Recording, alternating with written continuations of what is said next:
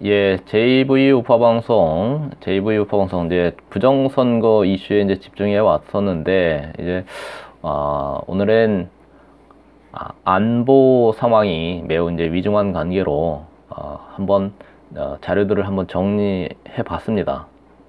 제목은, 수도권 2,500만이 위험하다. 허물어지는 국가안보라는 제목으로 이제 한번 정리를 해 봤습니다. 수도권 2,500만. 사실 이제 북한의 작전이라는 게 전면전을 해서는 승산이 없어 보입니다. 미군이라는 이제 존재 때문에 전면전을 해서는 승산이 없기 때문에 아무래도 기습 남침에 의한 우리 대한민국 국민들을 인질로 해서 미국과 협상해서 미군을 철수시키는 그런 이제 전략을 시도할 것으로 예상이 되는데, 그렇다면 이제 북한의 기습 남침 수단은 뭐가 있나? 정리해 보면 고속 상륙정이라는 게 있습니다. 고속 상륙정. 보다시피 바다 위에서 특수부대를 싣고 고속으로 질주를 해서 우리 대한민국 해안에 상륙하는 고속 상륙정이 있습니다. 그런데 이제 현재 보면 저 고속 상륙정이 이동하기 좋도록 뭐 한강 하구를 열어준다든지 또 그 한강에 철책선을 제거하는 등, 그리고 또 바다의 용치라는 그런 장애물을 제거하는 등의 이제 그런 일련의 조치들이 있었습니다. 또 공중으로는 이제 해상으로는 이제 고속 상륙정이라는 것으로 이제 군부대가 침투할 수 있고, 또 하늘에는 이제 AN2기라는 것을 좀 이제 주목을 하셔야 됩니다. 우리가 이제 공군하면 최고속 이제 초음속 전투기만을 생각하는데, 사실은 이제 우리가 공중으로는 이제 주목해야 될 것이 저 AN2기라는 겁니다. 생긴 모양새로 보나 뭐 프로펠러 달고 가는 모습이나 저거는 이제 저속이고 이제 2차 세계대전에서나 썼을 법한 그런 비행기죠. 저 AN2기가 왜 위험하냐? 저게 이제 레이더에 잘 잡히지 않는다고 합니다. 비행기 몸통 자체가 레이더에 잘 잡히지 않을 뿐만 아니라 또 저게 이제 저속으로 이제 비행을 하면서 산과 산의 이제 골짜기로 이동하다 보니까 레이더로 잡지를 못한다는 거죠. 저기에 이제 한 10명 안팎의 이제 인원을 이제 태울 수 있다고 합니다. 10명 정도. 10명이라면 이제 특수부대로 치면은 한 개 팀.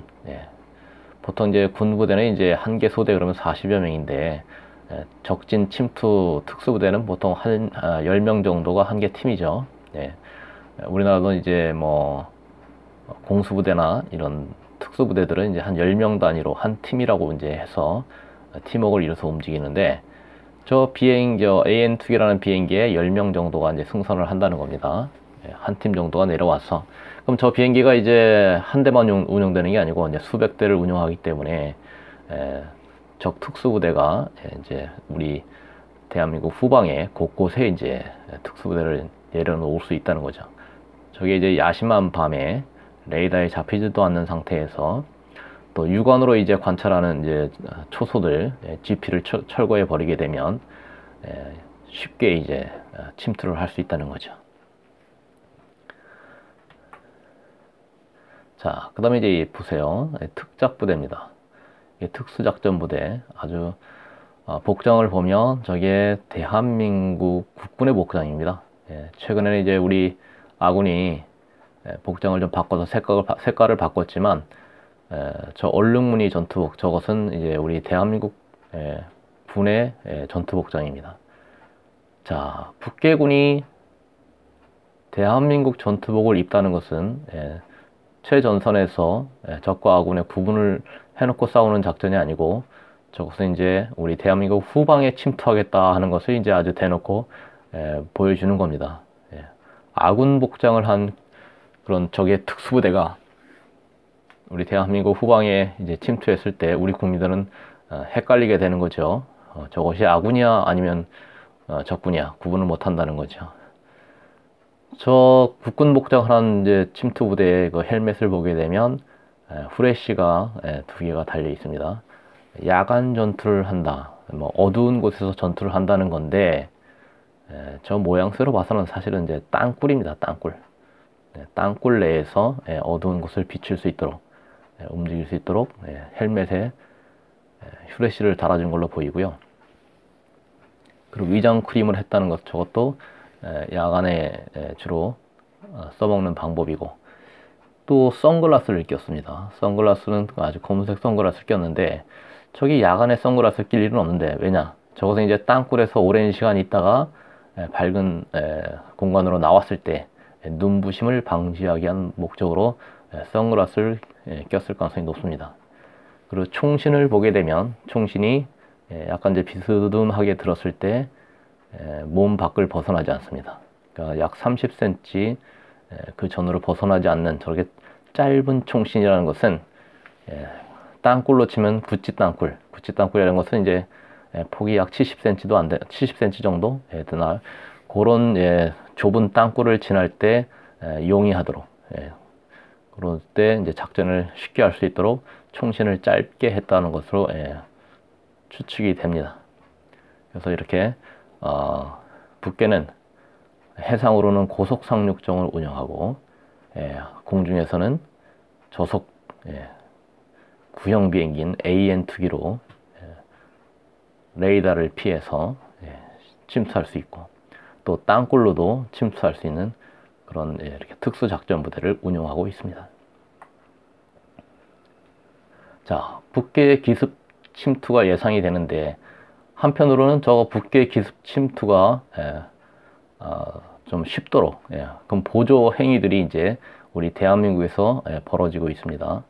한강변에 철책을 제거하고 해안에는 용치를 제거하고 DMZ에서는 GP를 철수하고 또 지뢰를 제거하고 있습니다. 한강 철책 제거 보십시오. 안보를 강화하고 전 철책을 보수해도 시원찮을 판에 제거를 했습니다. 자, 그러면 저것은 뭐냐?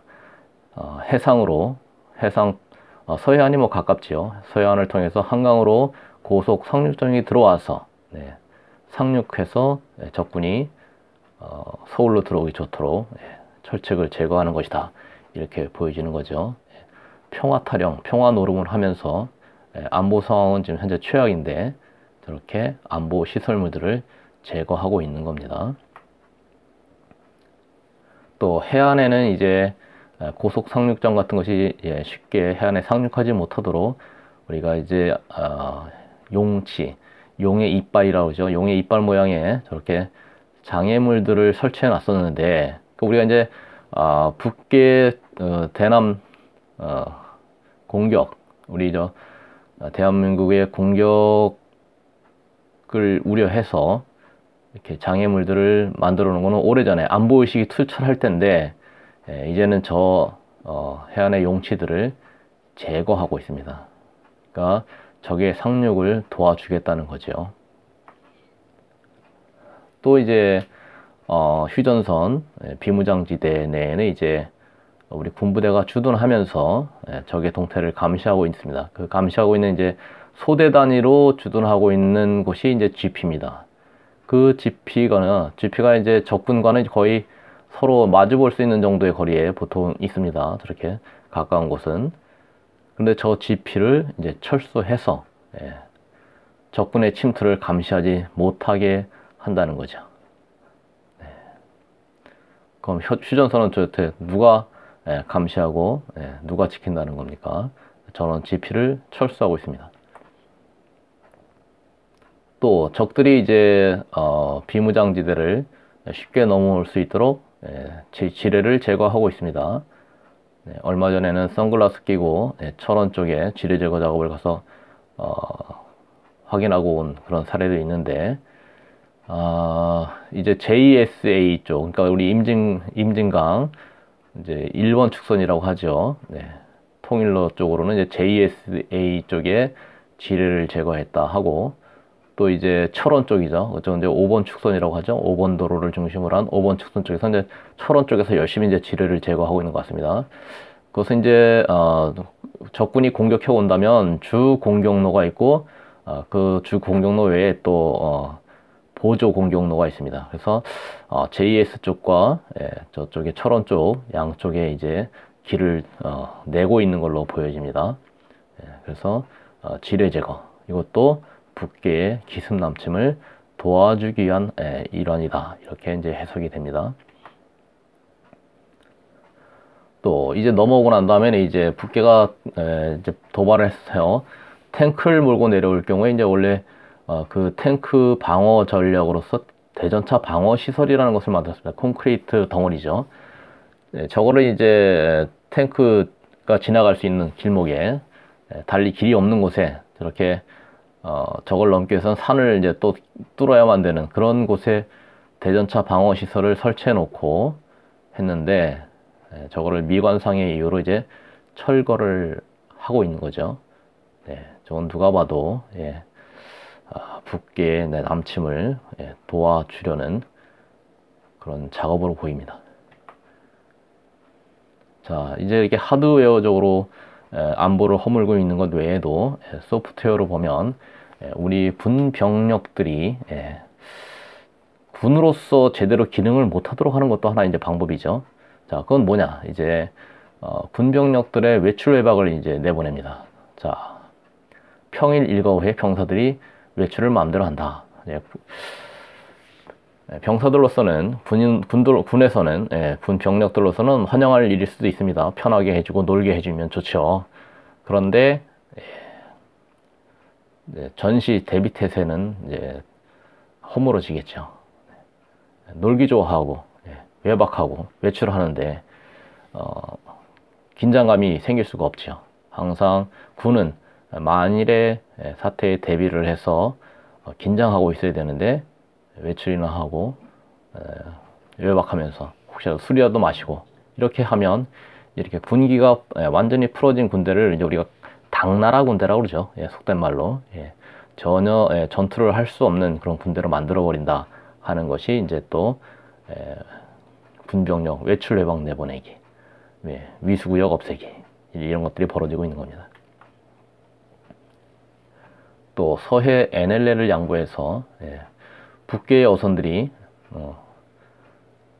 많이 밀고 내려올 수 있도록 오래전부터 99년부터 이제 북괴가 주장했던 경계선이 있는데, 이번에 평화수역이라는 미명하에 아마도 이제 바다를 많이 양보한 것 같은데, 사실 북괴는 이제 어선이 곧 군함이고 군함이 어선인 이런 경우가 많다고 합니다. 그래서 어선이 내려오는지 군함이 내려오는지 알 수가 없는 거죠. 그래서 만약에 어선을 가장해서 밀고 내려오면 속수무책인 겁니다. 자, 그 다음에 이제 우리 기습 남침을 걱정을 많이 하지만 그 외에 사실 수도권 2,500만의 안전을 위협하고 있는 것은 북괴 방사포라는 겁니다. 저게 이제 122mm 방사포가 있고 300mm 방사포가 있습니다.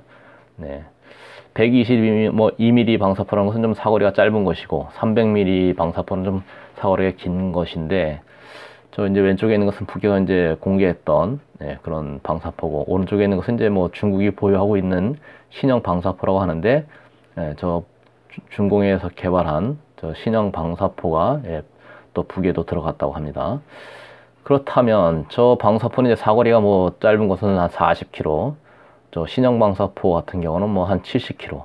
그래서 70km면 이제 우리의 오산까지도 위협하는 그런 거리가 되겠고, 사거리 40km 되면 이제 수도권 한강을 기준으로 해서 한강까지는 날아올 수 있는 그런 방사포가 이제 우리한테 상당한 이제 위협이 되고 있는 거죠.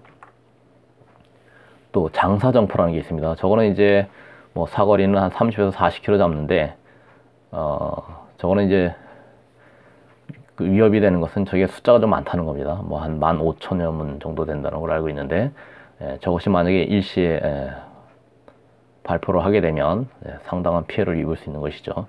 물론 이제 저게 이제 미국의 정찰 자산에 의해서 미리 포착이 되면 우리가 선제 공격도 할 수 있겠지만 그 선제 공격 할 수 없도록 정찰을 할 수 없도록 비행 금지 구역이라는 것을 또 설정한 것이죠. 이래저래 우리 안보를 허무는 그런 일들이 벌어졌습니다. 자, 이렇게 이제 소프트웨어적으로 뭐 여러 가지 또 하드웨어적으로 우리 국가의 안보를 허무는 일들이 벌어졌는데 가장 큰 위험 요소는 무엇보다도 사실은 이 안보 상황, 이 위기에 대해서 무관심으로 일관하는 우리 국민들의 근성, 소위 개돼지 근성이 가장 큰 위험 요소입니다. 나라를 지킬 의지가 없는 거, 그게 가장 큰 위험 요소입니다. 그리고 이제 두 번째로 친다면 패배 의식입니다. 우리는 이제 이미 북한에 먹혔다. 도저히 북한을 이길 수 없다. 이렇게 이제 미리 졌다. 싸워보지도 않고 이제 미리 포기하는 거죠. 이것이 이제 우리의 위험 요소입니다. 사실은 이제 전쟁에서 간첩들, 뿌락치들이 하는 것이 이제 이런 작업입니다. 당신들은 이미 졌다. 싸우나 마나다. 포기해라. 항복해라. 하는 것이죠. 그런 작업들이 현재 우리 대한민국에서도 벌어지고 있는 것으로 보입니다. 그래서 패배한 거나 다름없으니까 포기하라는 메시지를 계속적으로 유언비어를 유포시키는 것이 있습니다. 그걸 우리가 경계해야 됩니다. 그리고 이제 우리 내부에서 활동하고 있는 프락치들, 간첩들, 하여튼 적을 이롭게 하는 모든 것들, 친중 매국노들, 친북 매국노들, 이 놈들이 이제 우리 안보의 큰 위험 요소입니다. 자, 우리가 이제 대한민국이 과거 패망, 멸망했던 이제 베트남과 얼마나 유사하냐, 과연 베트남의 길을 따라가는 것이냐, 어떻게 보면 베트남의 닮은 꼴이기도 합니다. 그러나 또 다른 면도 있습니다. 자, 유사한 점은 뭐냐? 같은 점은 패망했던 베트남과 비슷한 점, 간첩들이 득식을 한다는 거죠. 어디를 보나 간첩입니다, 지금. 그리고 국민들의 안보 의식이 희미하고 나라를 지킬 그런 의지가 없는 아주 비겁한 모습들은 많이 닮았다고 보여집니다. 또 언론, 사법, 행정, 입법부가 전부 적들에게, 좌파에게 장악되어 있는 것으로 보여집니다. 이런 점들은 이제 우리가 베트남과 유사한, 패망했던 베트남과 유사한 점인데, 다른 점이라고 한다면 우리의 우방인 대한민국을 그동안 대한민국에 많은 영향을 주어왔고, 또 북한에게 결코 넘겨줄 수 없는 그 미국이 한반도에서 얻고 있는 지정학적 이익, 위치, 이것을 넘겨줄 만큼 지금 트럼프 대통령이 다급한 상황이 없어 보인다는 겁니다. 그리고 내부적으로는 우리 이제 대한민국에 그나마 태극기를 들고 나라를 살려보겠다고 목청껏 외치고 있는 애국 우파 국민들이 아직은 살아있다는 거죠. 그리고 무엇보다 국제 정세가 대한민국의 사기 탄핵으로부터 부정선거, 그리고 현재 이르기까지 이제 뭔가 북한이 이를 다 성공시킬 것처럼 보이게 만드는, 그리고 마치 우리 대한민국은 이제 패배한 것이나 다름없는 것처럼 만들어 왔던 그 세력이 이제 중공인데, 그 배후에는 항상 시진핑이 있었던 것이죠. 근데 그 시진핑 중공이 관세 폭탄을 맞으면서 미국에게 실컷 얻어터지면서 아주 정신이 혼미해지고 있는 상황으로 보인다는 겁니다. 자, 저 중공 시진핑이가 무너지면 저 백두 대지 혈통도 무너지는 것이고, 또 거기에 종사해 왔던 우리 대한민국 내의 친중 매국노, 친북 매국노들도 곧 무너지게 될 것 같습니다. 이제 우리 국민들이 해야 될 일은 무엇보다도 각성, 깨어나야 됩니다. 나라 안보가 뭐냐, 뭐 나만 먹고 살면 된다, 대한민국 망해도 중국에 붙어서 잘 먹고 잘 살 수 있다, 이런 생각들에서 깨어나야 됩니다. 그리고 우리가 진 것이 아니고 미국과 협력하면 천하무적이다 하는 자신감을 가질 필요가 있습니다. 아직까지도 한반도는 미국에게는 꼭 필요한, 전략적으로 꼭 필요한 지역이다 하는 것을 우리가 꼭 잊으면 안 됩니다. 그리고 나라를 다시 되찾는 날 친북 매국노들만큼은 반드시 처단 응징해야 된다 하는 의지를 결코 우리가 무디게 해서는 안 됩니다. 이 정도로 정리해 봅니다.